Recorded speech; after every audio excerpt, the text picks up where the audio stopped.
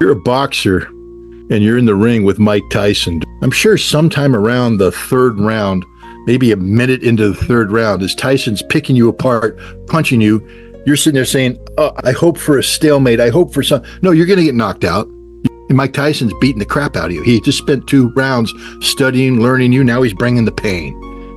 Ukraine's in the ring with Mike Tyson, and they're feeling the pain.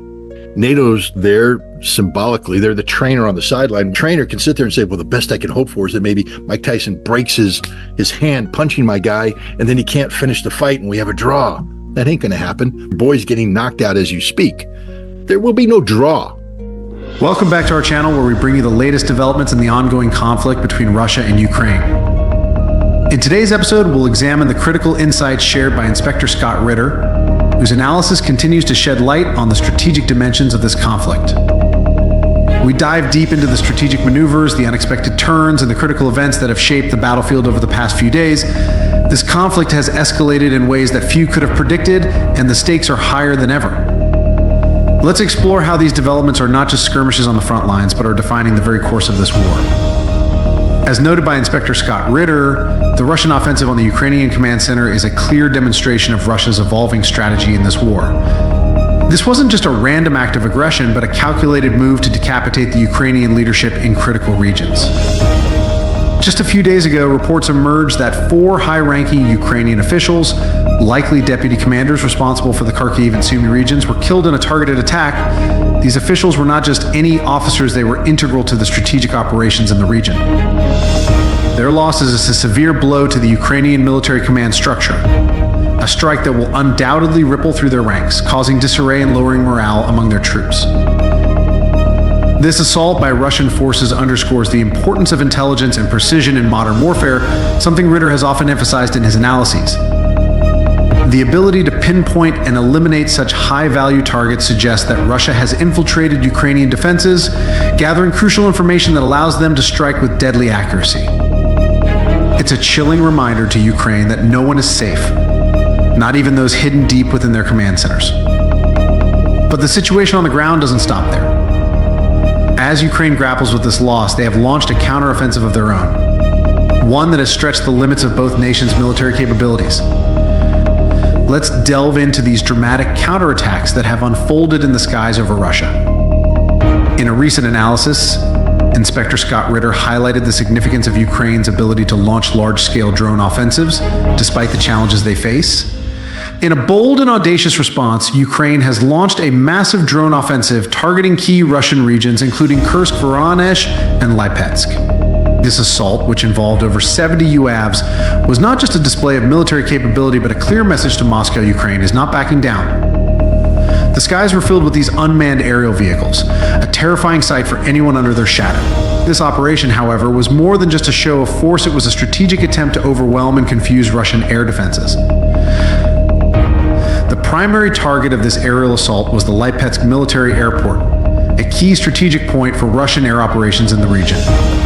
However, Russia, always prepared and vigilant, had already evacuated their aircraft, demonstrating their anticipation of such moves.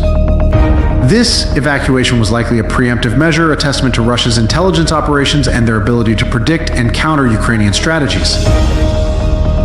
What's particularly striking about this offensive is the sheer scale and coordination involved. With 20 UAVs directed at Lipetsk and another 50 aimed at Kursk, Ukraine's strategy was clear: create chaos, spread Russian defenses thin, and exploit any weaknesses. This tactic of flooding the skies with drones in multiple directions was designed to not only cause destruction, but also to divert Russian attention away from more critical areas. However, one must ask, what did Ukraine truly achieve with this operation? While they may have caused momentary confusion and fear, the strategic impact seems limited, especially given that their primary targets were largely untouched. This raises questions about the effectiveness of Ukraine's tactics and whether these resources could have been better deployed elsewhere. But as Ukraine pressed on with these daring aerial assaults, another front saw intense action, one that would test the resilience and strategy of both sides. Let's turn our attention to the waters of the Black Sea, where the Battle of Tendrivka unfolded with devastating consequences. Inspector Scott Ritter has repeatedly emphasized the importance of naval power in this conflict, and the Battle of Tendrivka is a prime example of why. Shifting focus to the Black Sea, Ukraine's naval operations in the Tendrivka region have been nothing short of audacious. Initially, a fleet of 10 high-speed boats launched an attack on Russian positions. This daring move was intended to break through Russian coastal defenses and establish a foothold on the strategic Kharkiv Peninsula. However, the operation ended in disaster, with over half the Ukrainian vessels destroyed by Russian countermeasures. The ferocity of Russia's response was a stark reminder of their dominance in this region. But the story doesn't end there.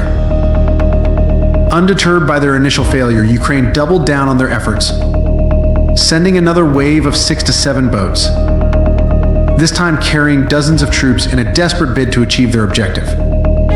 Yet once again, Russia's superior firepower and strategic positioning proved insurmountable.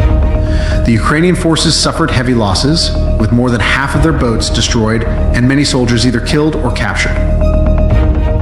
This battle underscores the high stakes in this region, particularly near the Kharkiv Peninsula, a location so close to Ukrainian territory yet heavily fortified by Russian forces. The intensity of the fighting in this area highlights the strategic importance both sides place on controlling these waters. For Ukraine, securing this region would have been a significant victory, opening up a new front and potentially destabilizing Russian defenses along the coast. For Russia, maintaining control here is crucial to ensuring the security of their Black Sea operations and preventing any Ukrainian breakthroughs. What this battle also reveals is Ukraine's willingness to take extreme risks even when the odds are stacked against them. The repeated assaults, despite heavy losses, suggest a level of desperation and determination to achieve any form of strategic advantage. But these tactics come at a high cost, and one must wonder how sustainable such operations are in the long run, especially when the results are so one-sided. As the dust settled on the seas, the land war raged on, with one particular battleground becoming the epicenter of a strategic struggle that could very well decide the next phase of this conflict. Let's examine the critical importance of the Grav Gold Road and the surrounding regions. In his latest commentary, Inspector Scott Ritter pointed out the strategic significance of the Gravoron Road in the context of the ongoing conflict. On the ground, this road has become a symbol of the conflict's shifting tides. This unassuming stretch of land has now become one of the most hotly contested areas in the war, with both Ukrainian and Russian forces recognizing its strategic value. For Ukraine, this road represents a critical lifeline for their forces in Sumy and Kharkiv. It's a supply route, a means of communication, and a potential avenue for future offensives. For Russia, however, the road is much more than that. It's a strategic artery connecting Belgorod and Kerch, two regions vital to their war efforts. In a significant and hard-fought move, Russian forces have seized control of this road, along with an additional village in the area.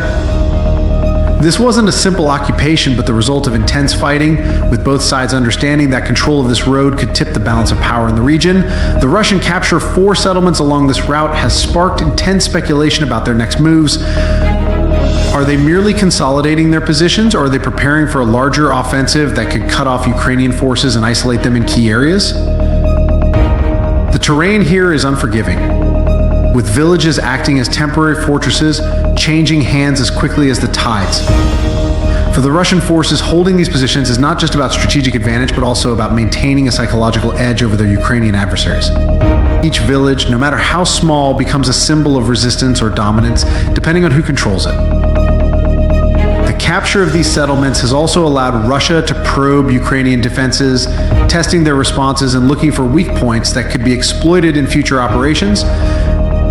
This probing is a classic military tactic, allowing Russia to gather crucial intelligence while also keeping Ukrainian forces on the defensive. It's a dangerous game, one that could easily escalate into larger confrontations with both sides unwilling to yield ground. But as the fighting intensifies on the front lines, both sides are adapting their tactics, leading to a dangerous game of cat and mouse. Let's explore how strategic misdirection and psychological warfare are playing increasingly important roles in this conflict. Ukraine, known for its unpredictable and unconventional tactics, continues to keep Russian forces guessing. Recent days have seen Ukrainian troops launching feints, testing Russian defenses, and probing for weaknesses in an effort to keep Russia off balance. Their strategy seems clear, confused, mislead, and strike where least expected. This approach has allowed Ukraine to achieve some localized successes, but it also comes with significant risks. One such maneuver involved Ukrainian forces attempting to outflank Russian positions by launching surprise attacks on multiple fronts. These attacks were designed to stretch Russian defenses, forcing them to spread their resources thinly across a wide area. However, the Russian military, with its vast experience and deep strategic reserves, has proven resilient, countering these moves with forceful responses that have blunted Ukraine's advances. But this isn't just a simple matter of troop movements and battlefield tactics. Both sides are now deeply engaged in a psychological war, where the goal is not just to win battles, but to undermine the enemy's will to fight. Ukraine's feints and misdirections are as much about creating doubt and uncertainty in the minds of Russian commanders as they are about achieving tactical victories on the ground. At the same time, Russia has been employing its own forms of psychological warfare, using misinformation and propaganda to create confusion among Ukrainian forces and their civilian supporters.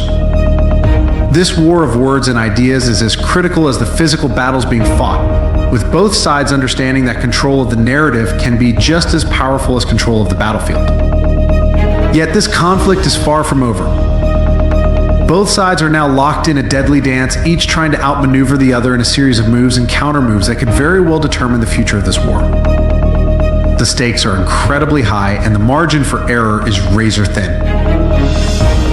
As the conflict drags on, the cost of war becomes ever more apparent, not just for the soldiers on the front lines, but for the civilians caught in the crossfire. Let's take a closer look at the human cost of this war and how it's affecting both sides. Beyond the battlefields, the human toll of this conflict is staggering and growing with each passing day. Thousands of civilians have been displaced, their homes reduced to rubble, their lives forever changed by the relentless fighting.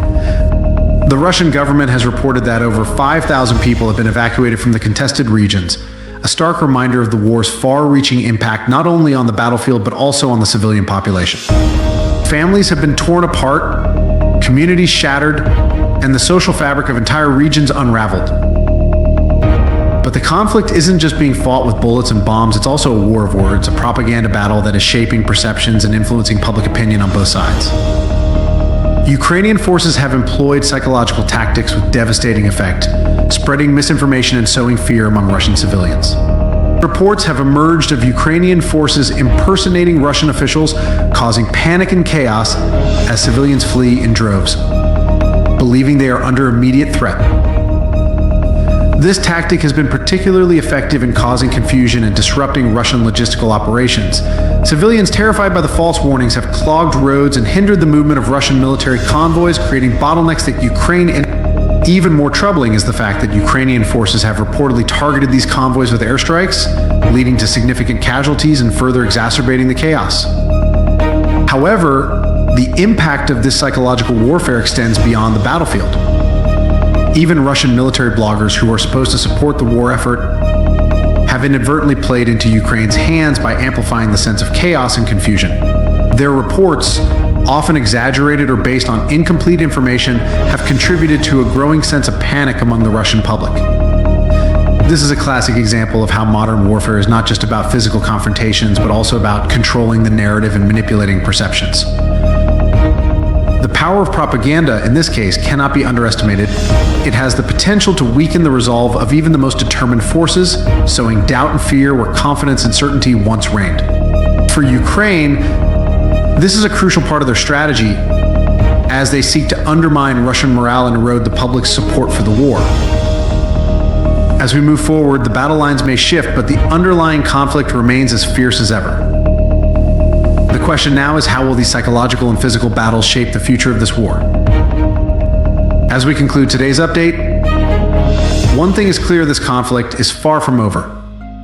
The strategies employed by both sides are evolving, the stakes are higher than ever, and the outcome remains uncertain.